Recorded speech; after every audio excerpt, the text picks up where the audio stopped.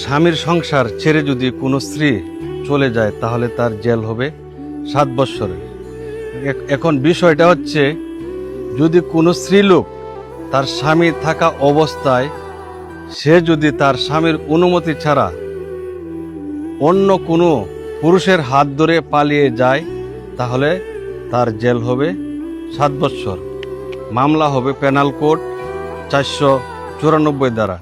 তাছাড়া বিভিন্ন জনে আমাকে ফোন দিয়ে বা বিদেশ থেকে ফোন দিয়ে, প্রবাসী ভাইরা ফোন দিয়ে থাকেন যে তার স্ত্রী অন্য কারোর সাথে প্রেম করেছে বা এরকম ঘটনা হয়ে থাকে, অন্যত্র অন্যজনের হাত ধরে চলিয়া যায়। তখন চলে যাওয়ার পর সে জিডি করেছে অথবা মামলা করেছে। পরবর্তীতে জানতে পারলাম সে আমাকে ডিভোর্স দিয়েছে, মানে ওই লোককে ডিভোর্স দিয়েছে। কিন্তু দেখা যায় ওই স্ত্রী লোক যেদিন চলে গেল ওই দিন ওই স্ত্রী লোক 1 দিন বা 2 দিন পর তার স্বামীকে ডিভোর্স দিয়েছে। কিন্তু আইন অনুযায়ী ডিভোর্স কার্যকারী হয় 90 দিন পর।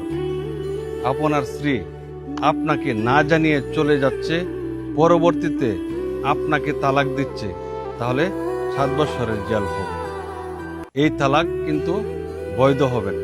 অতএব আইন মানুন, আইন বুঝে কাজ করুন।